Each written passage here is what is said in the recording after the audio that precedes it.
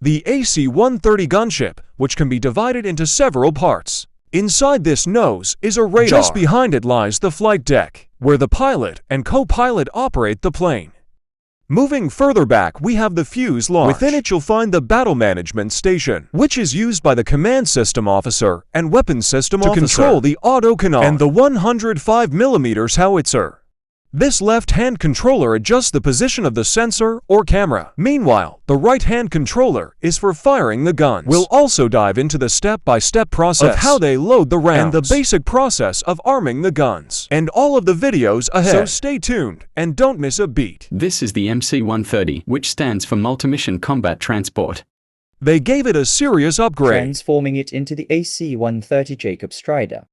Yes, you heard me right. They turned a cargo plane into a beast of the skies.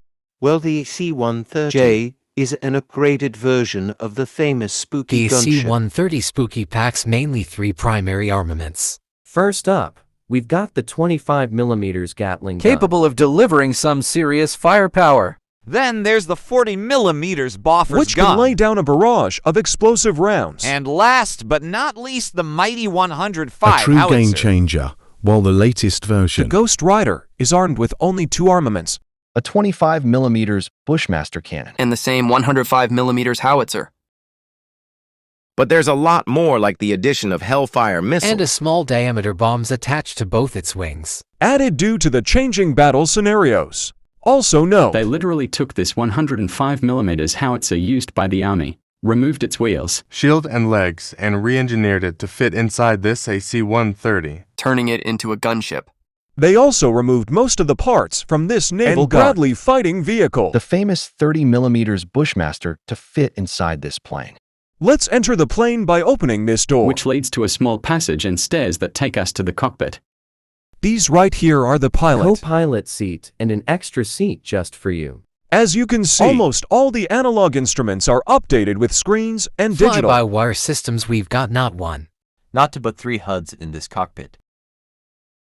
One of them is right here on the side of the pilot's seat. And it's used to align the target with the guns. Moving to the back is the fire and control system of this gunship. On the left is the combat system officer. In short, they are called CSO. While on the right is the weapons system officer. The sensor located at the nose of the aircraft is responsible for projecting the data for the combat system officer, while the sensor on the right is for the weapons system officer control the 105mm howitzer, as well as the 30mm Bushmaster autocannon. This is also a battle management strategy and targeting system. From this small cabin is basically a sniper room, as shown from this animation. Speaking of strategy planning and sniper target command technology, you can experience that through Warpath and Metal Slug 3 collab drop. Warpath weapon system contains all the well-known rifles, tanks, artillery, and fighter jets. In real life, there are 104 types of tanks, 34 types of artillery, and 27 types of infantry armaments for players to choose from. Now the SV00, one from Metal Slug 3, has joined Warpath's new battlefield. It's tough, versatile, and has a 9% combat bonus. Step into the role of a commander, recruiting elite officers, leading diverse troops, engaging in diplomacy and expanding territories through warfare. You can also engage in an awesome sniper mode to completely kill the enemy silently in the dark and win the mission by indirectly helping the base camp. There are some exciting crossover and classic favorites. Meet Marco Rossi and Erika Samoto, the newest recruits to the Warpath Army. Marco Rossi has 10% crit that wreaks havoc. The paralyzing hacks and approach for 18% melee chaos. While Erika Samoto has heightened damage. Defense and combat effectiveness when troops are low on being health. a 5% additional damage boost. The famous Notorious Boss, Huge Hermit are all included in this new collab just for you. Choose a character, conquer missions, and score cash rewards for top players. We have an offer for you guys. Invite friends for extra cash and game items. Join now before it's too late. This beast of the skies has an overall length of 29.3 meters, towering to a height of 11.9 meters, and has a massive wingspan of 39.7 meters. This monster can handle a payload of up to 42,000 pounds. To help you understand its size, let's compare this to an average human. As you can see, it's almost 2 stories tall. Even better, let's compare this to an average SUV. Looks like it can stack 5 of these in the cargo bay. Moving forward, we have the iconic Tupolev Tu-95 bomber. Next in line, we got the American Boeing B-50 to Stratofortress strategic bomber. And finally, the famous Antonov cargo plane, which is a true giant of the skies. Let's start from the front opening. The nose of this plane is the radar that can rotate left or right. It has different modes. One of them is the synthetic aperture radar. While the skin paint mode provides a clutter-free display. And automatic tilt and gain operations. The last is the ground or weather map mode. It's a form of radar that is used to create two-dimensional or three-dimensional reconstructions of objects, such as landscapes, helping the pilot become more aware in the dark. But keep in mind there is a complicated calculation that helps by using the inboard flaps located on both sides of the wings. Just beside it is the one-piece outboard. Parallel flaps that produce a decent amount of lift. And finally, we have the ailerons that help in flying this huge gunship. To take those tight turns. This is probably the leading edge structure. Or some call this the slats. This is the rudder attached to the tail. And just beside them are the two elevators. Let's take a closer look at the basic process of flying this plane.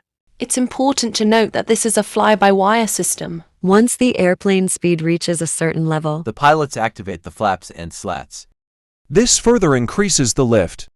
When the airplane is ready for takeoff, they activate the elevators upwards. This tilts the airplane as shown in this animation. And helps increases the angle of attack of the airfoil. As a result, the lift suddenly increases and the airplane takes off. Let's look at how this pilot must turn the plane for this AC-130 gunship. As he turns the stick to the left, as shown in the animations.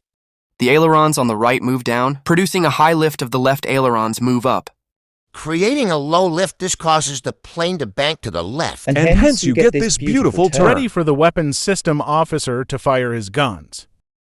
Let's take a look at the step-by-step process. How they fire this 105mm howitzer. Step 1 verified. Rounds from the weapons system officer are loaded from this rack. Step to this controller on the left-hand side is used to adjust the position of the sensors or camera that is situated on the side of the WSO. While the controller on the right-hand side, however, is meant for firing the guns, which we will discuss later. Step 3, the pilot will leave a go-ahead with the consent switch in the cockpit and aligns the AC-130 gunship according to the target. Step 4, when the round is loaded and ready, closes the breech just as shown in this animation. Step 5, the loader then hits F1 for confirmation. And then arm the 105mm howitzer.